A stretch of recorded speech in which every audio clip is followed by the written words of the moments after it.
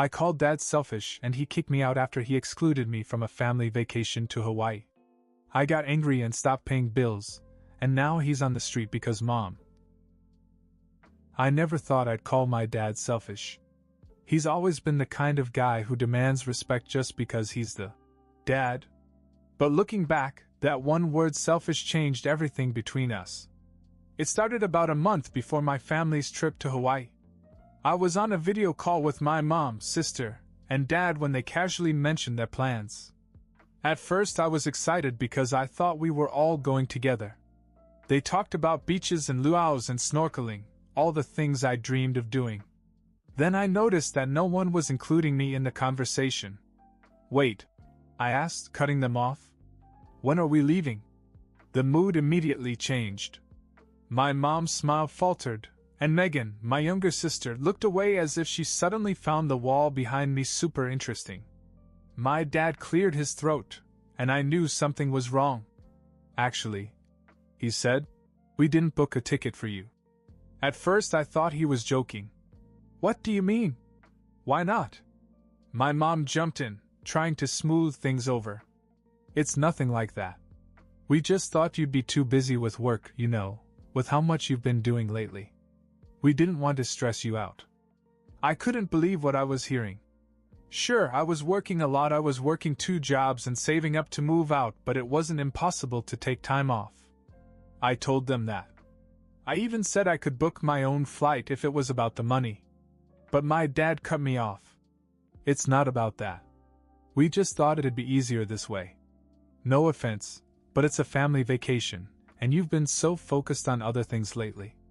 It's not like you can drop everything at the last minute. That doesn't make sense. I shot back. Why didn't you at least ask me first? We didn't think you wanted to go, he said with a shrug. It's no big deal. You'll survive. It's just a trip. It felt like a slap in the face. My own family was going on the vacation of a lifetime, and they didn't even consider including me. Not even an invitation. Megan looked uncomfortable, like she wanted to say something but didn't know what to say. My mom mumbled something about how it would be easier not to have to work around my schedule. But I was stuck on what my dad said. You will survive. After that phone call, I sat in my apartment trying to convince myself that it wasn't as bad as it felt. Maybe there was more to the story. Maybe money was tighter than I thought, and they were too embarrassed to say so. Or maybe they really thought I was too busy. I tried to give them the benefit of the doubt, but it didn't take the sting out of it. Then they went to Hawaii and I saw the pictures. There was nothing tight about their budget. My dad posted a photo of himself lounging at some fancy resort, holding a cocktail with a little umbrella in it. Megan sent me a video of her swimming with sea turtles. My mom texted me a picture of the 3 of them smiling in front of a waterfall. No one even mentioned my absence. When they got back, I didn't want to bring it up right away. I thought I'd wait until they said something, gave me an explanation, something. But they didn't. At least not until dinner a week later, when Megan casually dropped something that changed everything. By the time they got back from Hawaii, I'd already decided not to ask about the trip. If they wanted to talk about it, fine, but I wasn't going to beg for details about a vacation they had deliberately shut me out of. The first few days were radio silence. Then my mom invited me over for dinner and said something about how it had been a while since we'd all sat down together. I thought it would be awkward, but I said yes. When I walked in, everything looked normal. My mom was setting the table, Megan was scrolling through her phone, and my dad was sitting on the couch watching a sports recap. No one seemed particularly upset or guilty, just their usual selves. Dinner started well. Small talk. Megan complained about school. My dad grumbled about a neighbor who parked too close to his driveway. No one mentioned Hawaii, and I wasn't going to. But then Megan started talking. Oh my God, the snorkeling was so cool, she said out of nowhere, grinning as she turned to me. You would have loved it, really. The turtles got so close I thought one was going to hit me. I froze. My fork clanked against my plate and my mom shot her a look, but it was too late. What was your favorite part? Megan asked, obviously not reading the room. I didn't even know how to answer. My mom quickly jumped in. Megan, let's not dash. It's okay. I interrupted. Megan, what was your dad's favorite part? Since he was the one who decided I wasn't coming. My mom froze, but Megan didn't. She looked confused for half a second before blurting it out. Oh yeah, Dad said he thought it would be less stressful without you. Like, he didn't mean it in a bad way. Just, with your schedule and everything, he thought it would be easier not to have to worry about Dash. Megan, my mom snapped, glaring at her. But I didn't care about my mom's reaction. All I could focus on was my dad, who was sitting there like nothing was happening, picking at his food. You're unbelievable, I said, looking right at him. He finally looked up. What's that supposed to mean? You didn't want me to go? You couldn't even say that to my face? I had to hear it secondhand at the dinner table? That's pathetic. His face immediately turned red. Watch your mouth. Don't talk to me like that. No, I said, shaking my head. You're being selfish. You didn't even think about how I would feel. You just wanted to have your little trip without me. And now you can't even admit it. That's when he lost it. He stood up so fast his chair scraped the floor. You don't call your father selfish, he shouted. You think you can talk to me like that in my house? If you don't like it, you can leave. Before I could answer, he stormed out of the room. A second later I heard a door slam upstairs. I thought that was the end of it until he came back. This time he had my things. One by one, he started throwing my clothes out the window, yelling that if I didn't respect him, I wasn't welcome. I stood there in shock for a second before I realized he meant it. My mom tried to stop him, and Megan yelled at him to calm down, but he just kept going. So I left. That night, I packed up everything that hadn't already been thrown out, put it in my car, and drove to a friend's house. I was so angry I could barely think straight. But the one thing I knew for sure was that I was done. Done paying their bills, done paying for groceries, done sending Megan money for school stuff. If they wanted to pretend I wasn't part of the family, fine. They could do it without me. I had no idea how quickly that decision would blow up their whole world. The first thing I did the next morning was cancel every payment I had set up for them. I don't think my family realized how much I had been covering. For months, I'd been paying their electric bill, their water bill, even their internet. I helped Megan with her college textbooks and sent money whenever she needed something urgent. I wasn't rich by any means. I worked 2 jobs to make it possible, but I wanted to support her. Or at least I did. That morning, I logged into every account I could think of and cut them off. I canceled the automatic payments for their utilities and canceled the grocery delivery service I'd been paying for. I even cut off Megan's monthly allowance. It felt petty, but honestly, I didn't care. If my dad didn't want me in the family, fine. They could handle everything on their own. I didn't hear from them for the first week. I stayed at my friend Eric's house and tried to figure out my next move. Eric kept telling me I'd done the right thing, but I still questioned myself. I mean, it wasn't Megan's fault, or even my mom's, really. It was my dad's. Still, I didn't want to back down. Then the phone calls started. The first was from my mom. She left a voicemail, her tone much softer than I expected. Hey, sweetie. We need to talk about the bills. I'm not sure what's going on, but the power company said they haven't received payment. Call me back, okay? I didn't. The next call came a day later. This time she sounded more stressed. Listen, I don't know what's going on, but the water's been turned off. I thought you were still taking care of it. Call me as soon as you can. I ignored them too. By the end of the week, they'd lost patience. My dad called, and this time there was no sugarcoating. You think this is funny? He said, his voice sharp. I know you're the one who stopped paying. Do you have any idea how irresponsible that is? You're screwing over your own family for what? A temper tantrum? I let him rant for a while before I finally replied. I'm not paying for anything anymore. I said. Figure it out yourself. You think we can just pull money out of thin air? He shot back. That's not my problem, I said and hung up. A few days later I got a text from Megan. She was the only one who didn't seem angry, just confused. Hey, can we talk? Mom's really upset. Dad's not saying much, but things are kind of a mess around here. I'm not sure what's going on, but if it's about the trip, I'm sorry. I didn't know you weren't coming until it was already decided. This text hit me harder than I expected. I felt bad for her, but I still wasn't ready to move. Then, out of nowhere, my mom called again.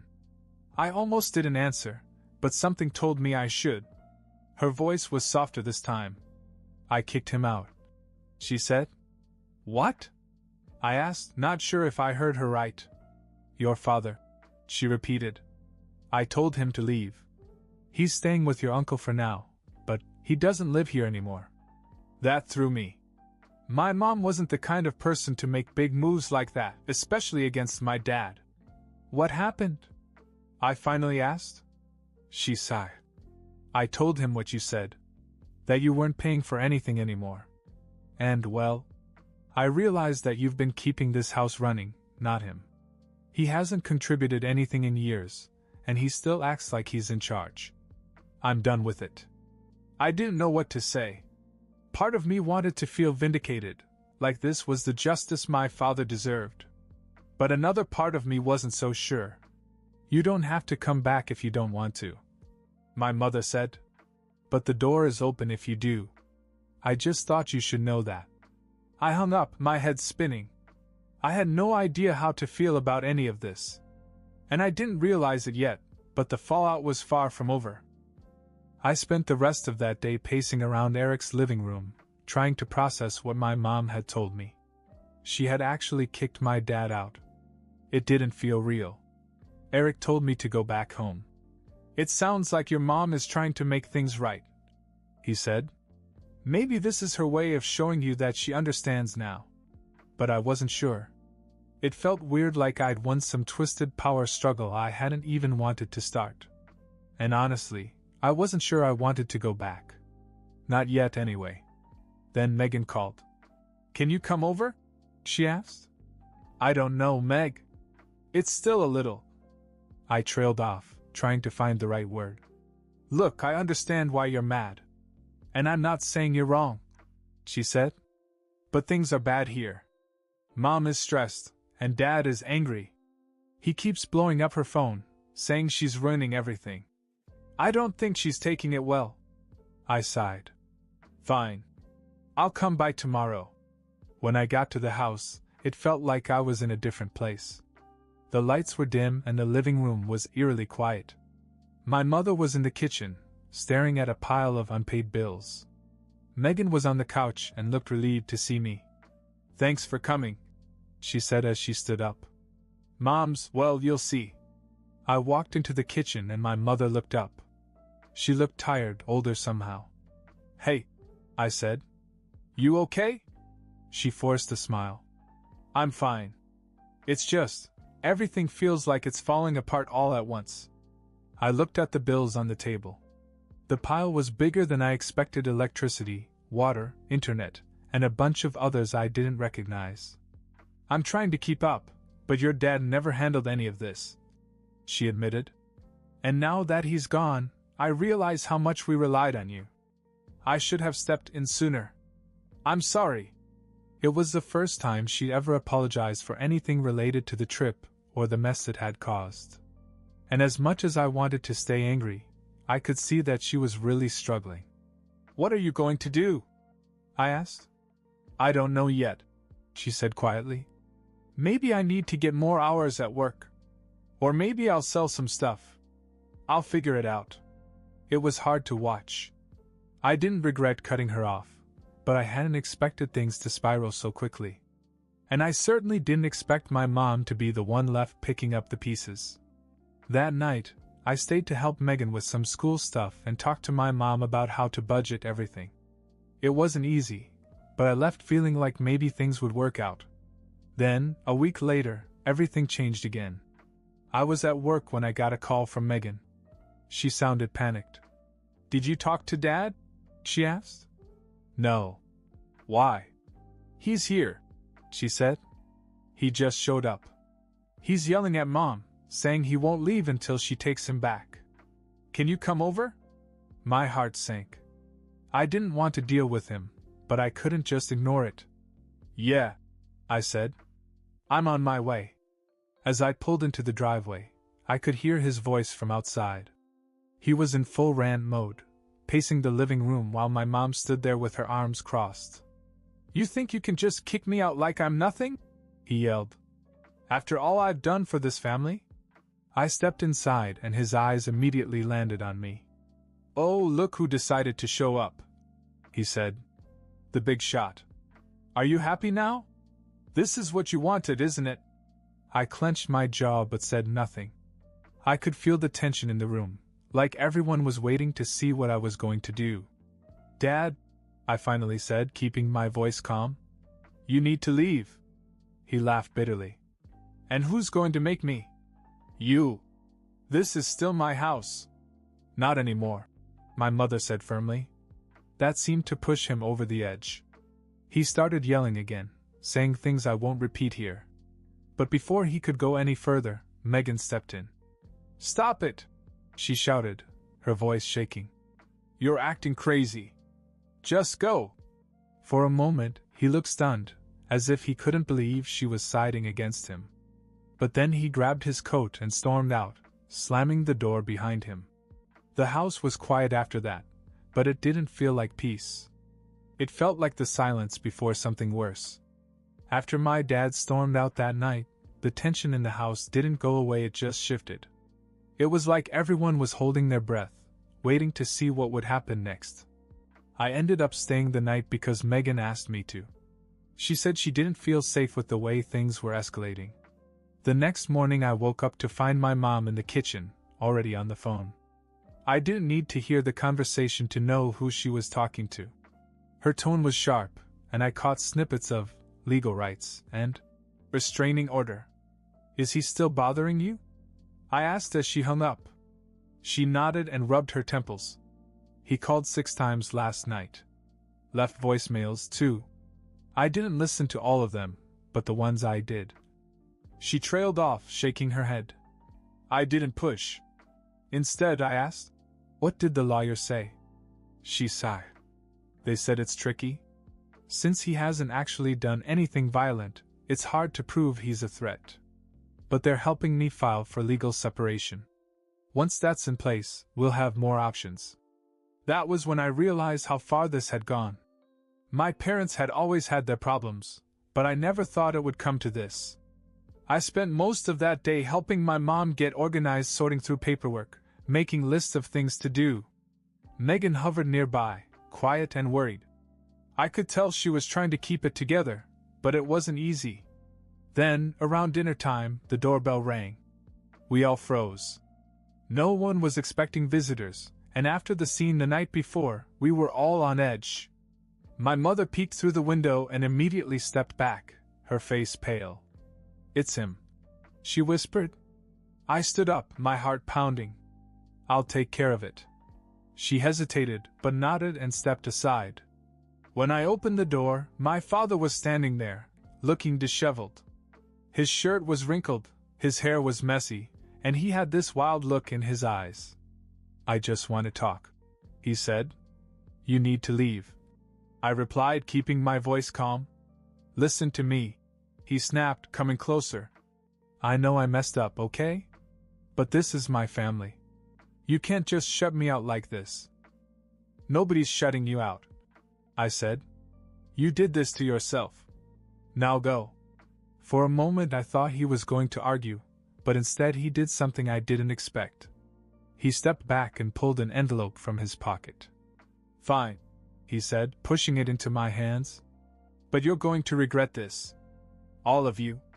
Before I could say anything, he turned and walked away, disappearing down the street. I closed the door and looked at the envelope.